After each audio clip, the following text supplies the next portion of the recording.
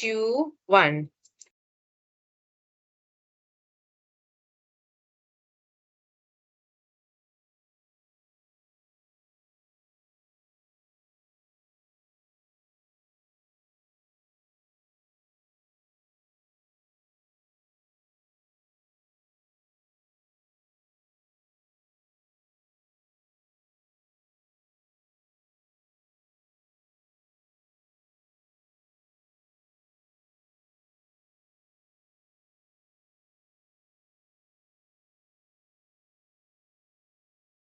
Welcome to the fourth Beautiful Round Table, produced in collaboration with EY.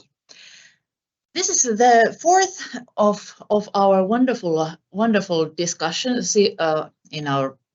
Okay, it's Christmas, it's Friday. I clearly need some coffee, but you know what you're coming here to listen. We are talking about global supply chains and biodiversity with a gorgeous all-female panel this time, waiting to get around to Christmas time, where I think that this theme of ours is something that's highly relevant.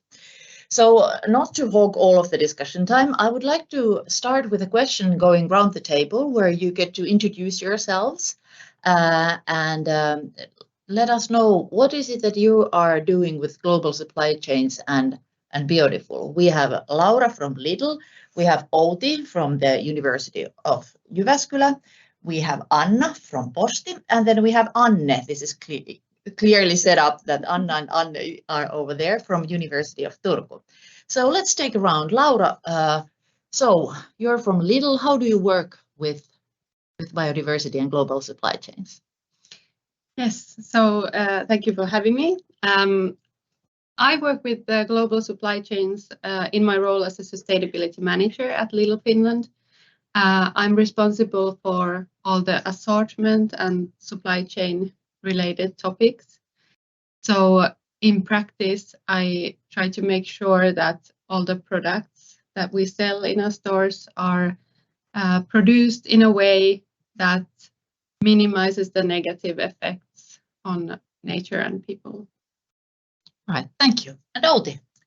Yes, thank you for inviting me. I'm Outi Uusitalo and I work as a professor of marketing at the Jyväskylä University School of Business and Economics. And in the BIODIFUL project, I work in the work package that is studying consumers and consumption. And we are trying to define and understand what is biodiversity respectful consumption and how that links to global supply chains. Well, I have also studied marketing as I'm a marketing professor, and marketing is actually a function in a company that connects production and consumption, and that's all about supply chains. And consumers as such are a small part of those supply chains. Yeah, thank you. And then Anna. Yeah, I'm Anna Heino, Head of Climate and Nature at Posti. And our work has so far concentrated mostly on climate issues, which is of course a big driver for nature loss also. But now we want to understand what is the impact of transportation and logistics chains on biodiversity also, and what could we do better as a sector. And just before this discussion, I was attending Palta's workshop. So we are together, the service sector is defining the biodiversity roadmap so that we can get the work started. Everybody knows we have to do something, but it's not, when you don't have the direct impacts so much, it's difficult to know what to do first, what is all right and what is not all right. And that's something that we are currently working on. Let's try to get some thoughts figured out also in this discussion. And then Anne. Yes, I work as an assistant professor of biodiversity and business at Turku School of Economics. I have done research on many different sustainability topics. A lot of my research is on supply chains, and now, especially after I defended my dissertation at Aalto University, I have focused on biodiversity as one of the major areas in my work. And currently, I'm doing research both on biodiversity, respectful business and supply chains, but also other topics, including regenerative supply chains, which also relate closely to biodiversity, and then other issues, including like forced labor and human trafficking in supply chains. So this is sort of one of the major areas where I do research. And of course, it also touches upon my teaching because I teach sustainable business in particular. So I'm now involved in planning other courses related to the biodiversity and nature. Yeah, thank you. As you can see, we have a quite a versatile group here. Global supply chains are something that now that Christmas is coming and everybody is thinking about packaging, it's a really relevant theme. However, I'm not sure that people who are not involved in international business or researchers in the theme are quite clear. What do we talk about when we're talking about global supply chains? So would somebody like to elaborate? So what is a global supply chain? What are we talking about?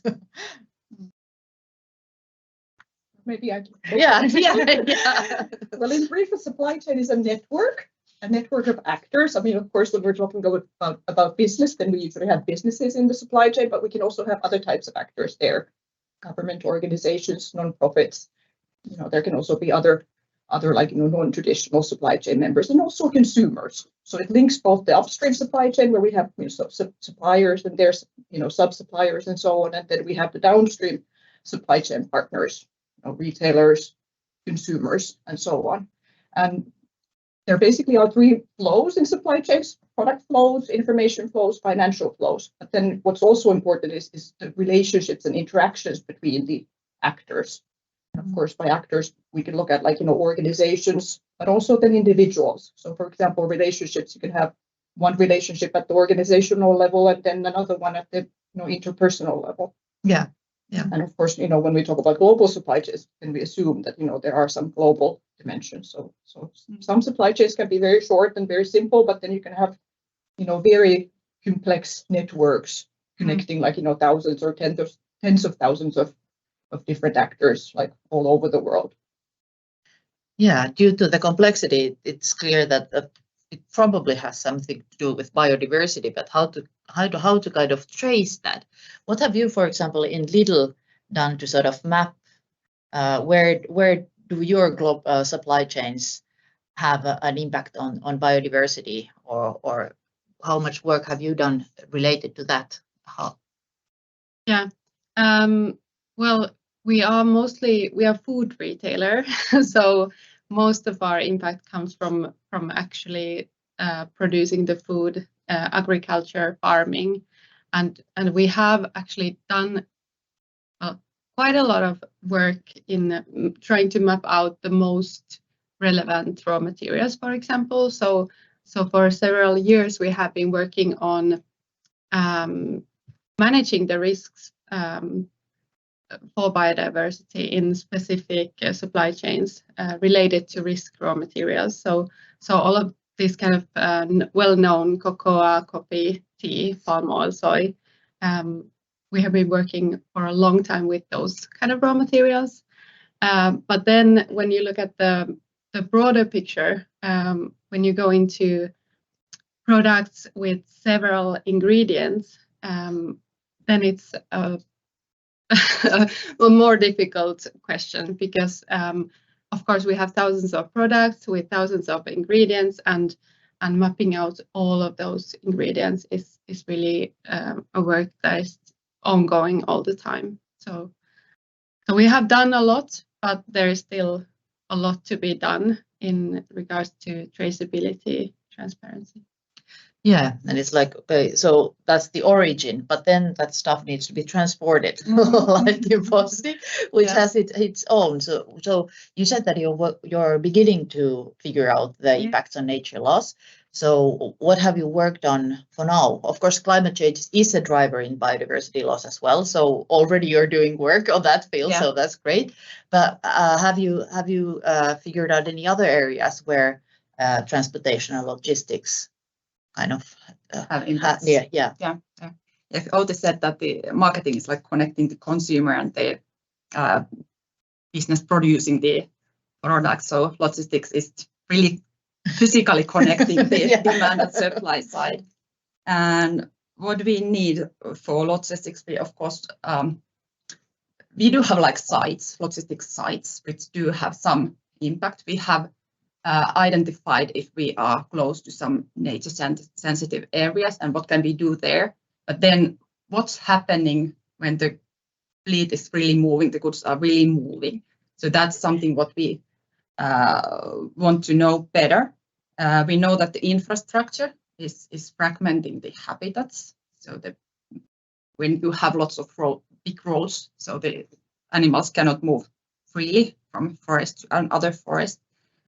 We know that we transport what we want to transport, and then there also is something else sometimes traveling with us. So these alien species may travel with the So not only But finances and people and babbages, but some stowaways as well. So there is quite a lot what happens. And then, of course, like climate change, pollution, when we are using fleet, we always need to use car tires. And when we use car tires, there is some small particles, these microplastics coming from car tires. So there is definitely an impact, and we need to cooperate on minimizing the harm. Yeah. It's kind of interesting. So if we take for a Christmas present, we go to Lidl and pick up a box of chocolate that we want then to send to our grandmother or somebody somewhere. So it seems that there are a huge number of biodiversity impacts that we have to kind of map. But is it even possible to kind of know all the biodiversity? What's like the thumb rule? Can we even map all of those impacts? Well, of course, it can be very difficult. I mean, if you deal with thousands of suppliers, if you have lots of different, for example, products that are relevant to you, it can be very difficult. And getting data from complex supply chains can be really difficult. Knowing what to really focus on, what metrics, what indicators, and so on. But I think you can maybe get quite far when you're thinking in sort of the terms that we just heard about, focusing, for example, on the major drivers of biodiversity loss. Just by understanding those are actually playing quite a key role also in many of the frameworks that are out there. Like, for example, the science-based targets for nature. What is really at the core there is the 5 major drivers of biodiversity loss, which come from the IPBES report. In the IPBES report, they're called direct drivers of biodiversity loss. The science-based targets for nature, they talk about pressures, but basically they're the same thing. So changes in land or sea use or freshwater use, direct exploitation of species, climate change, pollution, and invasive species. And by trying to think about how is our business connected to those types of drivers or pressures, and where does it happen? If you think about the different tiers of the supply chain, what are the impacts that relate to our own direct operations? Okay, what do we see when we look at the first tier suppliers, their suppliers? What do we see when we look at our customers, the end users of the products? And then, for example, the science-based targets for nature framework, it asks that you also focus on the global dimension, like where, does it happen? Like, for example, the impacts that you see when you look at your direct drivers, where in the world is it happening? So I think, just by understanding sort of okay, what are the most important products for us? Okay, what are the raw materials? What are the issues there? And trying to kind of figure out where in the supply chain takes place. You can get quite far already by doing that sort of an analysis. Yeah, and it seems that firms are sort of acknowledging it. But what do you say, Outi? How well do consumers, how well do people know that when they buy something, that a box of chocolates, it's not only in Finland that they might have an impact on nature, but buying a box of chocolate has impacts on the nature in wherever chocolate or cocoa comes from, and what types of roads has it taken through? Is that something that people think about? Have you? I think that consumers at the moment do not think about that. What is the biodiversity footprint of a chocolate box? Consumers are quite good in evaluating kind of carbon emissions and so on, because they can be measured exactly. But biodiversity is so complex and difficult, so it's really, I think it's very difficult for consumers to understand or see that on the point of purchase. So, and there hasn't been much information yet about the effects of or impacts of the products on biodiversity. So it requires that the consumer is or has been very active, him or herself, to kind of find out and kind of willing to influence by his or her purchases. So I think in terms of biodiversity, consumers are more acting like citizens and try to affect the nature directly, kind of near where they live and so on. But it might be very difficult to see that we are really impacting other countries or very far away regions with our choices. Yeah. Do companies have pressure from the consumers about, well, generally in terms of environmental friendliness? Of course, there are some notions, but has anybody contacted Lidl and say that, hey, we want to know your biodiversity impact? Is it something that is the awareness there, or is it a work that you're kind of doing out of your own initiative?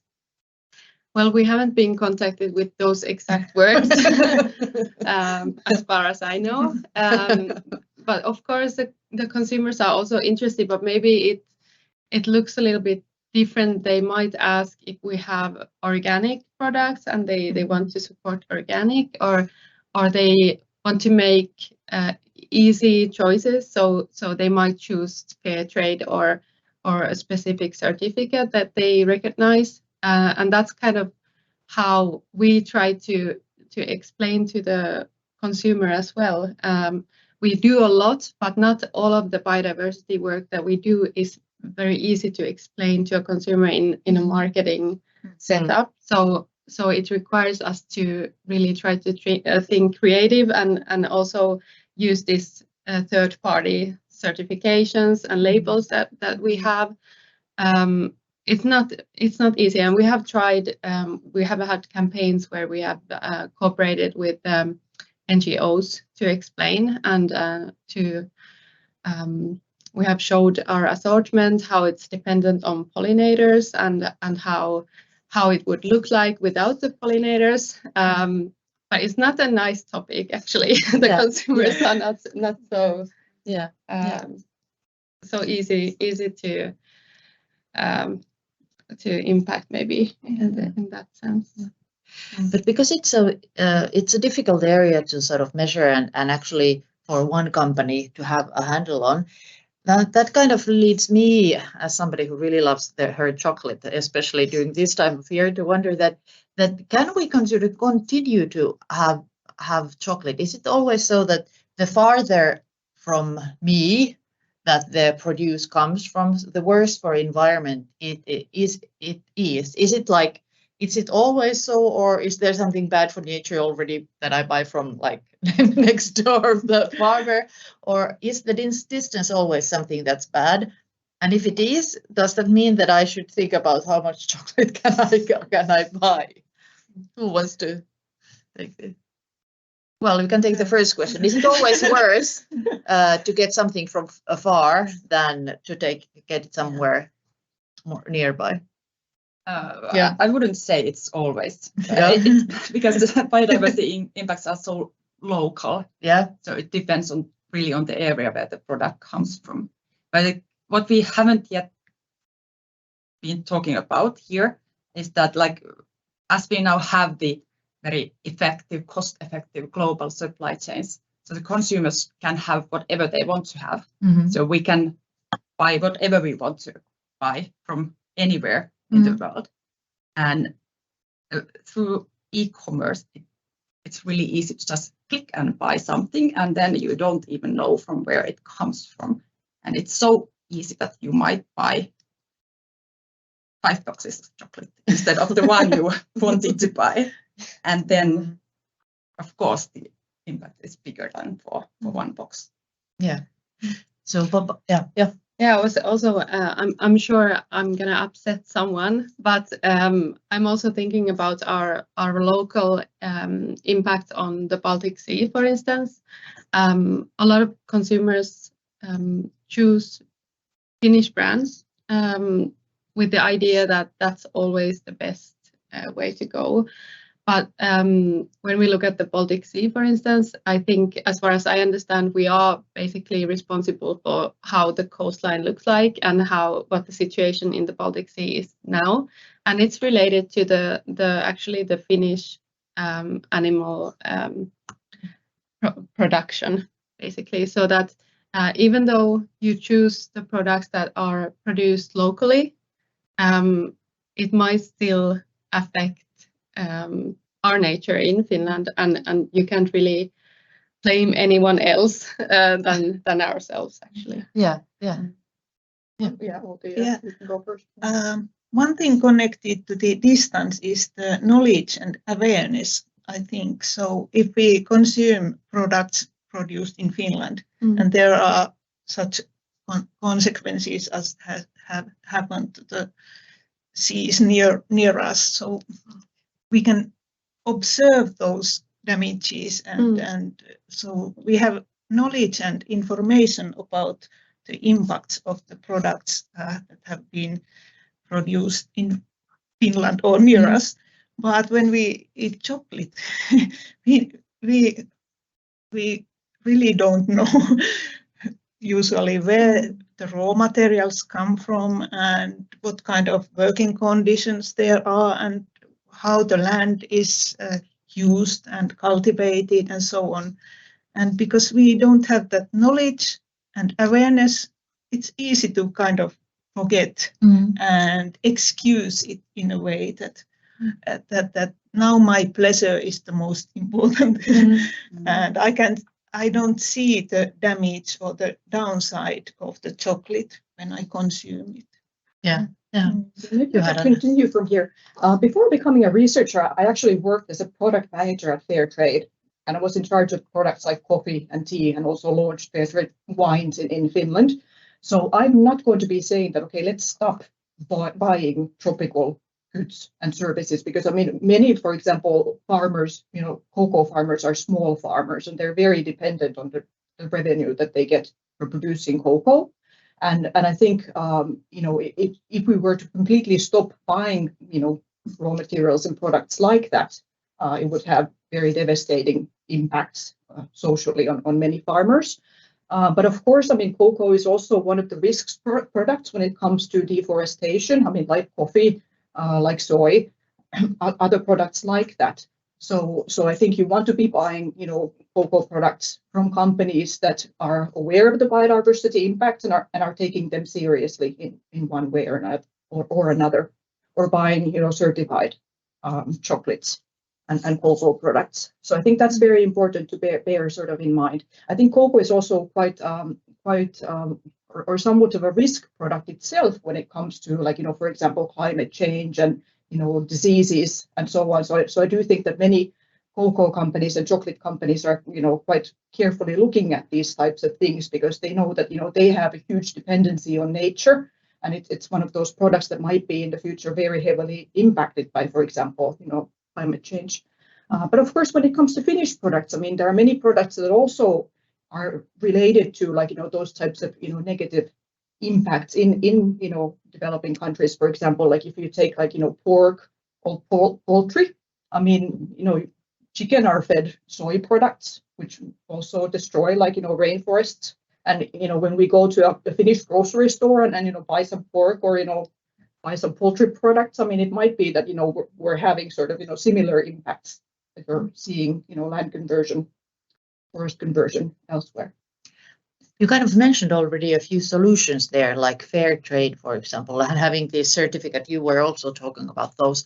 Are those like the solutions that if I want to keep on eating chocolate, which is delivered to me, is it through those certification agencies, or or what types of other sort of practical solutions there are for companies? For example, you said that even though Lidl is a relatively large company and has resources to do their own research way more than a smaller retailer would, but still it's too much for you to try to certify each and every one of those. So is it like certificates the answer, or what other kind of solutions are there? Or do you have certificates in your field? I'm sure you have standards, ISO standards for environmental friendly deliveries, but yeah, not that many certificates yet available for transportation.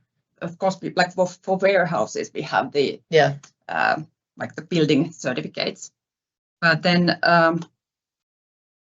what would be needed is of course the data. I've been involved, or Posti has been involved in an international project where we really want to map the CO2 impacts, climate impacts throughout the whole global supply chain, so that the shipper company that buys transport services, if they have a global supply chain, so they can ask similar data from each of the transport companies that are among the global supply chain. So now we have like rules how to calculate what data to provide for the shipper, and then they can, at some point, when we have all this data delivered for them and reliable data, so they can choose better alternatives. So they would be able to compare different routes and different companies, what they can use to transport the product. So we would need this kind of data also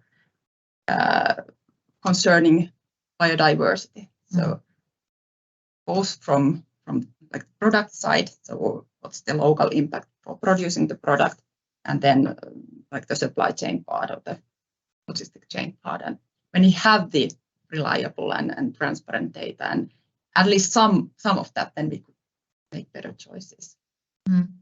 Yeah, it seems that we've been talking about here about metrics, and one thing that we mentioned was that yes, it's good to know and be able to measure. That's very important.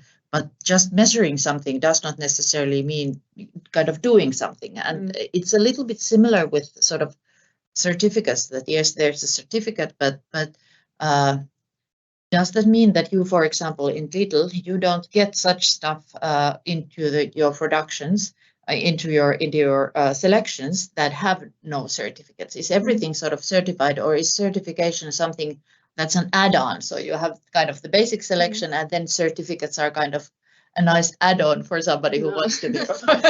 No. Actually, I was just thinking about it. It's basically that's like the risk management view maybe that we've been working on for years. So we have specific purchasing policies. We have requirements for all the risk raw materials. So they need to have a certification, and then it's for all the cocoa, it needs to be fair trade or Rainforest Alliance or organic. So a third party has to be there to make sure that the minimum standard is fulfilled and nothing else can come in.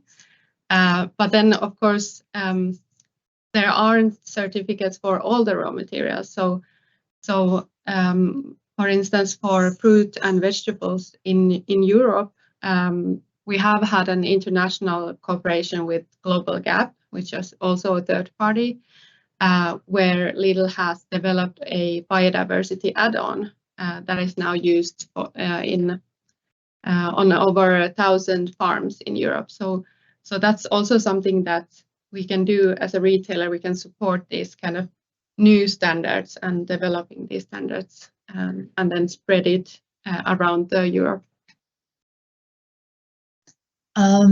It kind of sounds good and sounds like companies are really doing a lot. But what you were saying that instead of buying just one box of chocolate, because it's so easy, you end up buying 5.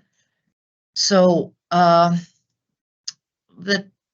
is it possible to kind of organize the global supply chain so that they become biodiversity friendly in the scope that we are having? That if we had like only certified products and only sort of standards for shipping and transportation, can we still kind of hold on to this idea that you said it really well, that now it's that we can buy anything from anywhere. Is it something that can we organize the whole big system in such a way that it will be biodiversity friendly, or should we have like some other alternatives, or would we need to think that maybe not buying 5 chocolate boxes a week is not only not a good idea, but you could have 5 chocolate boxes throughout your whole life, for example, to make it a truly rare delicacy or something. So can global supply chains be made biodiversity friendly enough for them to sustain the level of commerce that we now have? A big question, long question, but I talked so long so that you have time to think. Who wants to go? With food, I think it's very clear that the planet can't really sustain this kind of lifestyle for a growing population. And also in the Western world, we are getting sicker and sicker, so we need to eat healthier. And we are working on with the planetary health diet, and that's really the big topic for retail, I think, to inspire and help the consumers to change their diets towards a healthier and more planetary kind of way. So more plant-based, less sugar, less salt, better fats, more whole grain. I think that's the really big biodiversity question as well. It's actually, I have to pick on here because very often the idea seems to be that if you just eat more plant-based protein, that's good for the nature. And then when we've discussed with some retailers, they say that, because of course we have more plant-based products on offer, but people still tend to buy meat. But I'm asking that, how about you kind of stopped selling meat? Is that some our customers?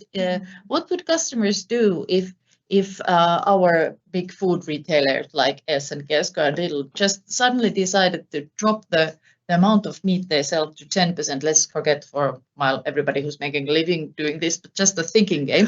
What would consumers do? Would they be like riots out there, or so is it really the consumer demand that's driving it, or is the power on the companies? Yes, the power is on the companies, because the big companies are, of course, the powerful players in the whole supply chain, but also consumers, of course, make the ultimate choices. And as you asked, that if suddenly retailers stop selling meat, I believe that there would be a riot. So if that is done suddenly, so probably gradually and through through the fact that people feel that eating plant-based food is much kind of healthier, and they feel better, and they have they get some price or benefits from it. But it doesn't happen kind of in one night. But and another thing is anyway that to kind of prevent this biodiversity loss, some radical measures are needed. The longer it takes to do something, the more radical the measures must be.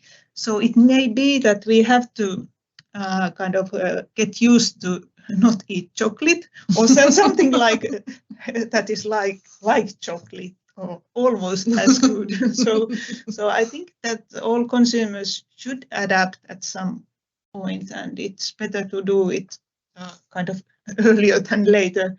So the companies, retailers can kind of do a lot to offer kind of healthier and more biodiversity respectful products, and also to offer the information and kind of knowledge of the impacts of the products that they sell, and give guidance. I think that's important what the big retail companies in Finland are now kind of doing already. Yeah.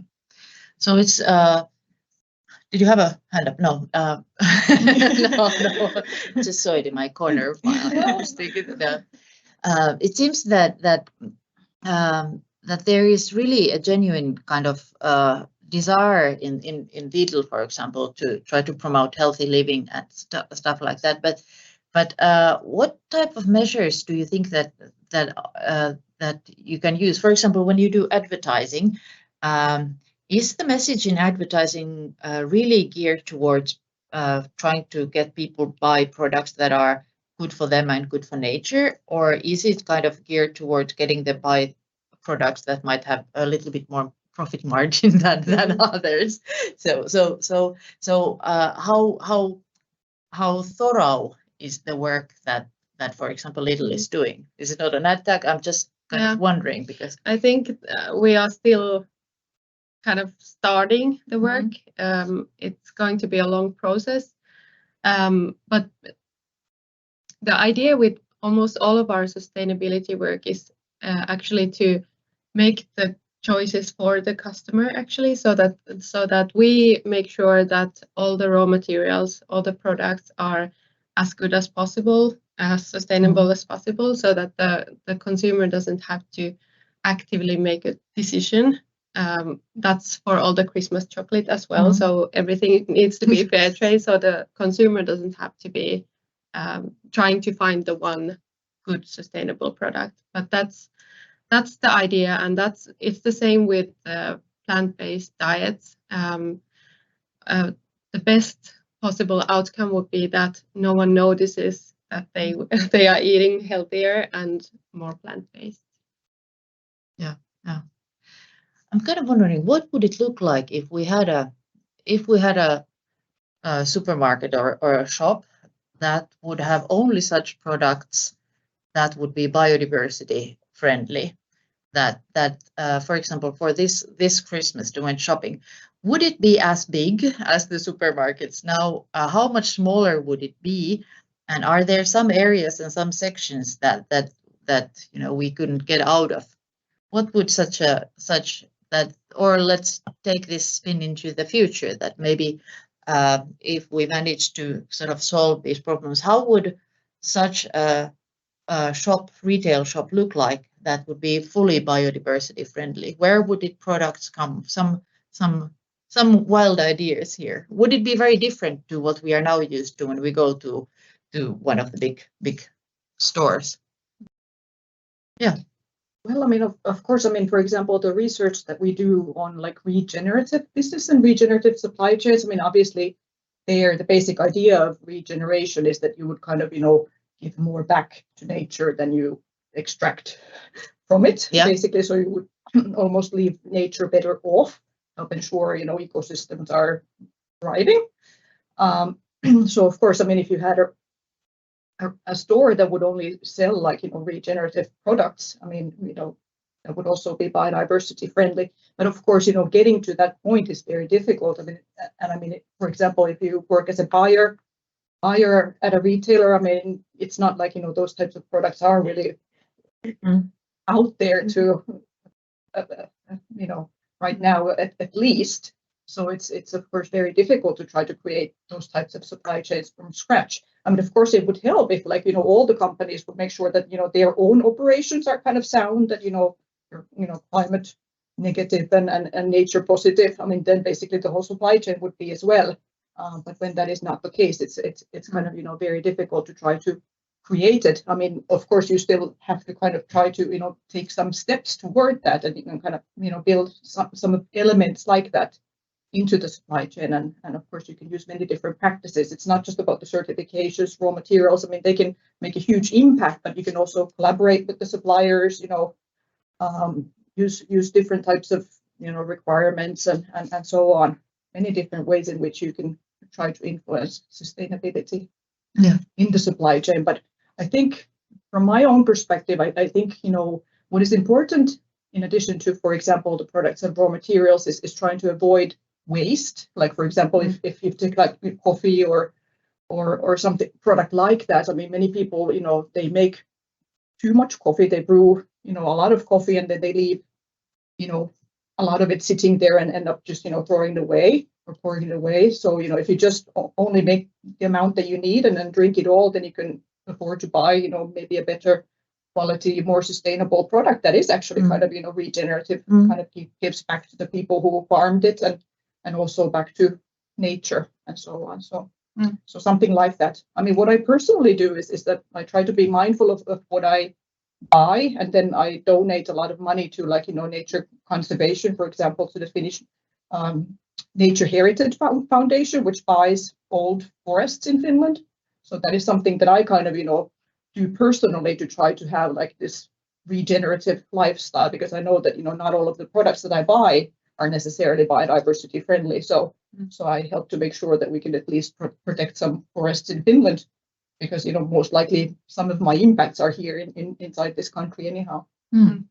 Yeah, that's interesting. You had a point. I also have to ask, are you at Posti doing ecological compensation? Have you been thinking about that?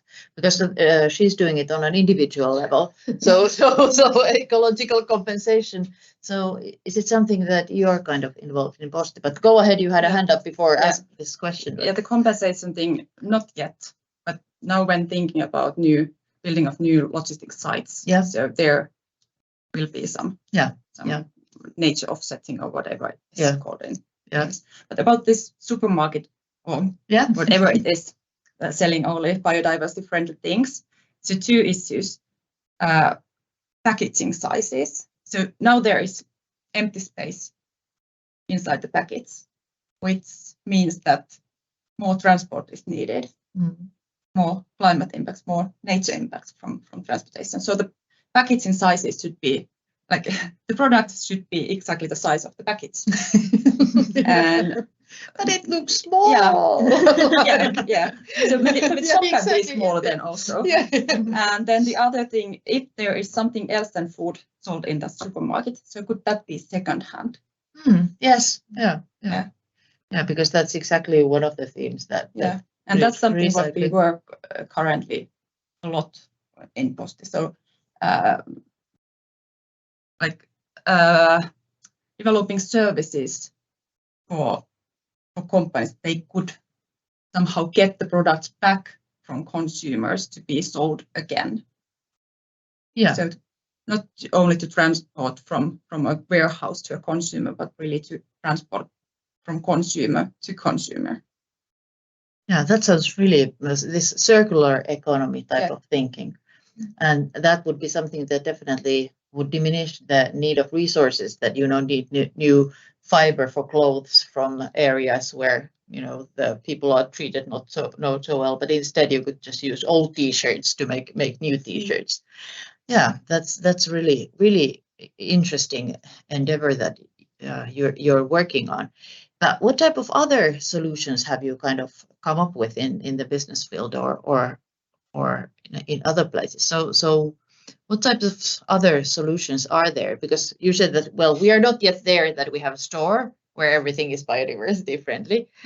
So there's some way still to go. And one is certificates. One is kind of trying to promote different types of recycling things. And one is healthy, because it's weird that things that are healthy for human beings are actually good for the nature as well. So we are not against nature. So that's one of the things that might make it easier. Any other kind of solutions that you see emerging at the moment? Yeah. Well, I think I mentioned we have been cooperating with an third party to develop a standard, but I think generally that's something that we need to be better at, to cooperate with the NGOs or other third parties. And that's also kind of a challenge, because a retailer is very far away from the farmer. We don't meet the farmer. We work with food industry. So often there isn't really anyone or any organization who can connect us with the farmer and really help us find the solutions that we could do locally at the farms. Or so that's definitely something that I am seeing more of, and I hope it continues like that because it's needed. Yeah.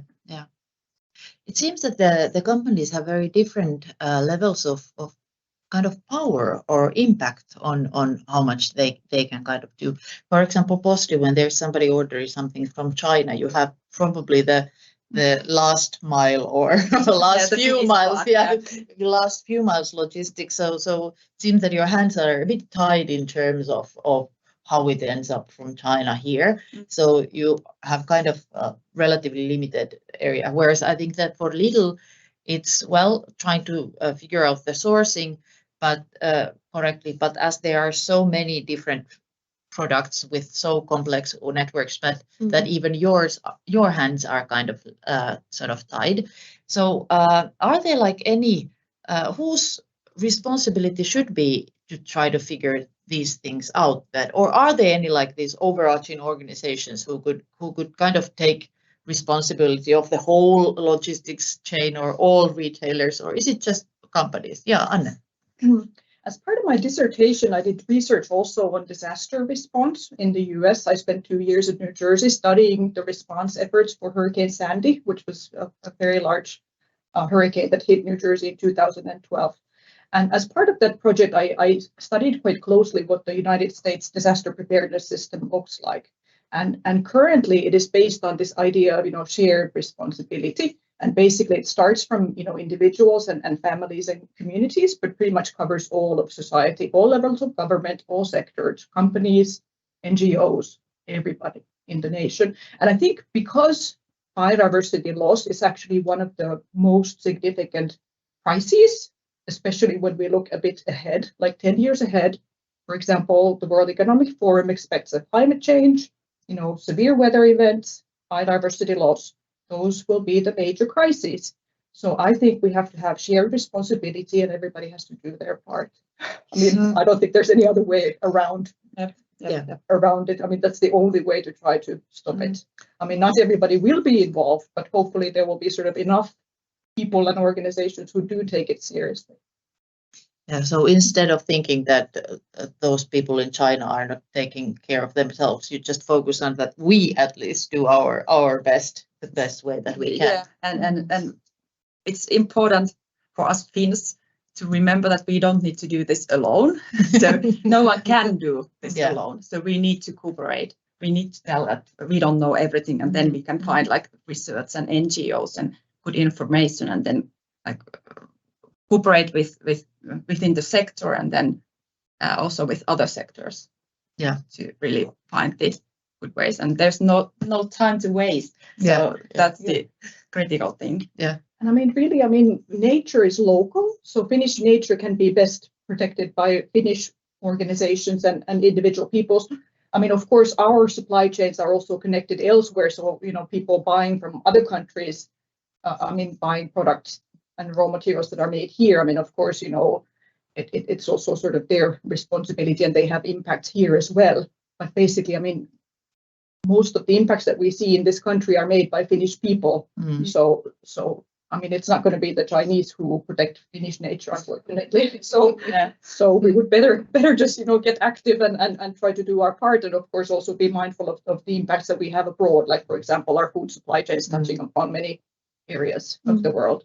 But I think, we've talked about, diets, also phasing out fossil fuels, which also interlinks with biodiversity through pollution and emissions and climate change.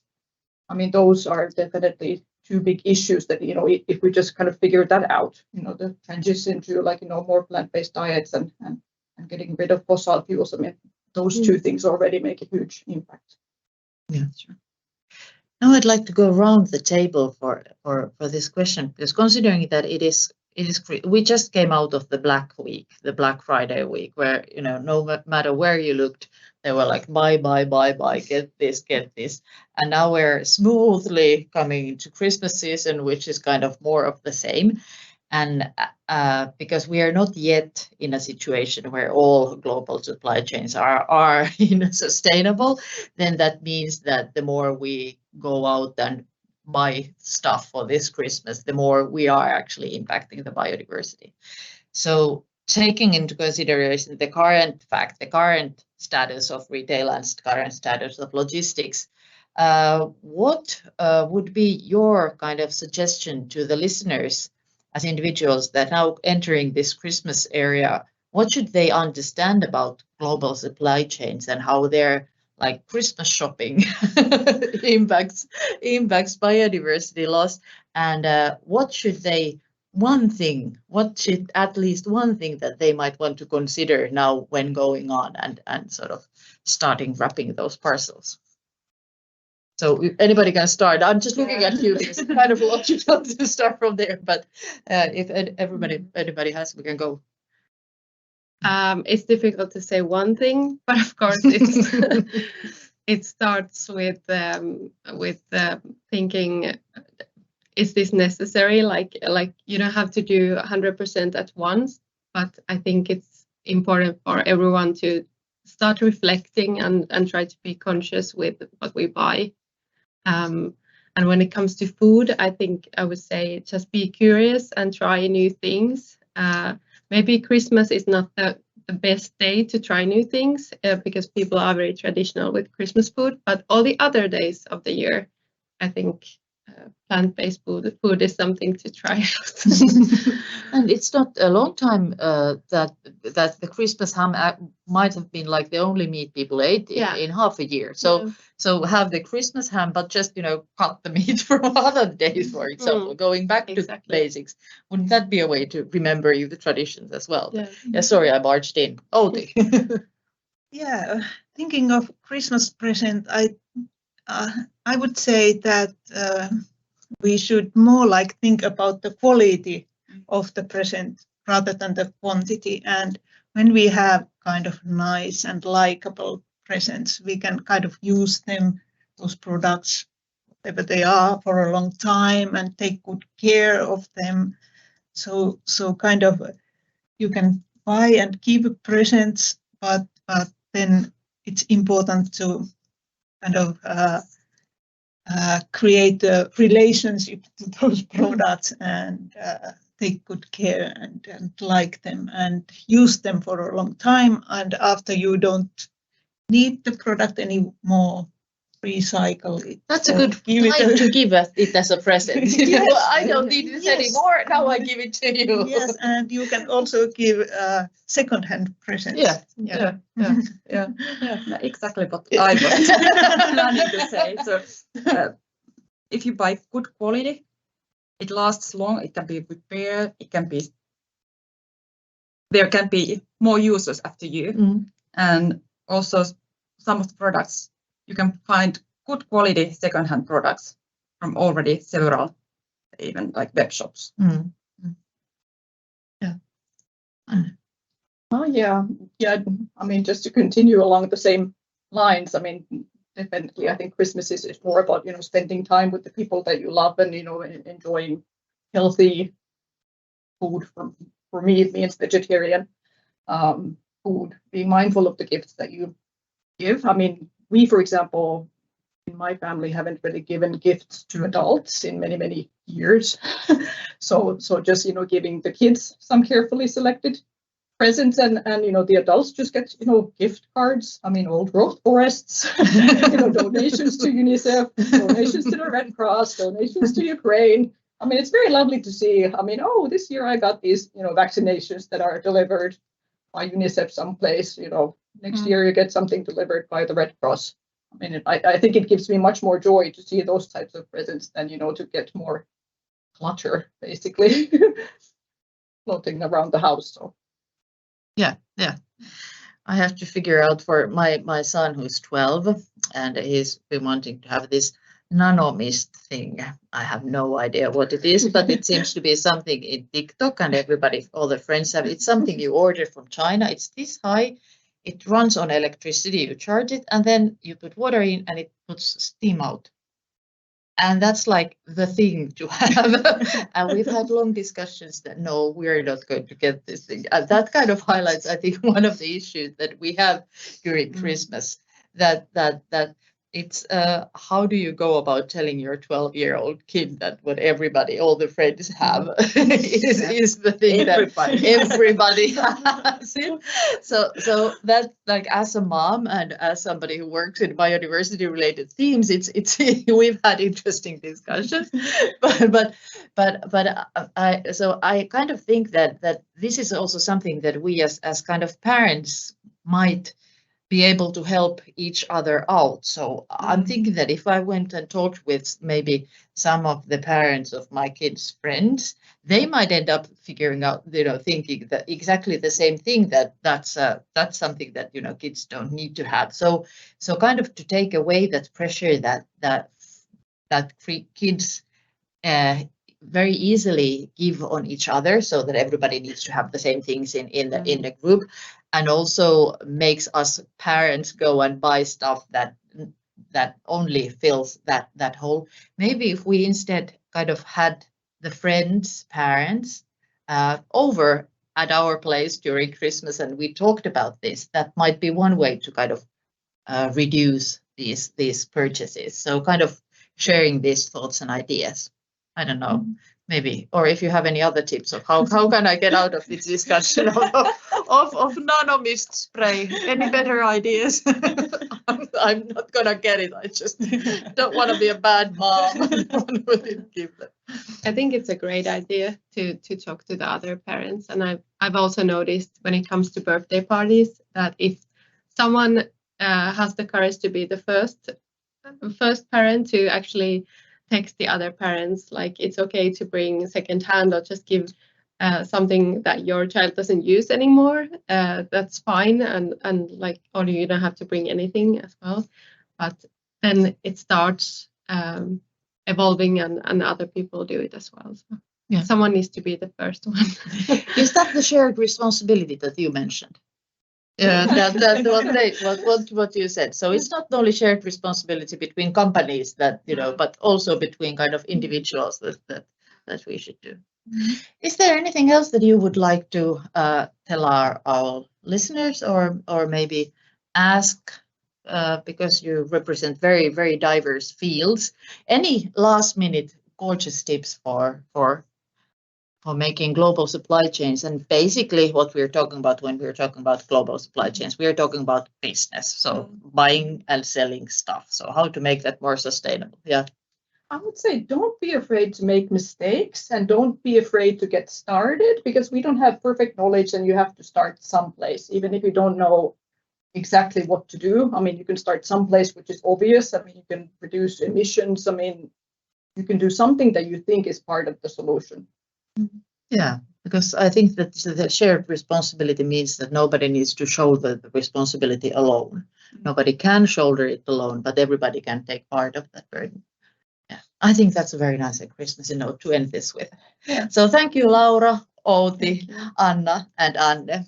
And thank you all the listeners. We'll be back next year with more biodiversity related discussions and interesting themes. And by the way, I'm sure that the right folks at EY will send you a feedback note where you can, for example, ask for let us know what types of themes and topics would you be interested in hearing about, because we have a lot of very knowledgeable folks who know about biodiversity and many different themes. So what is it that you would like to hear us talk about next year? Let us know that. And whilst you're thinking about it, have a very good Christmas. Thank you. Bye-bye.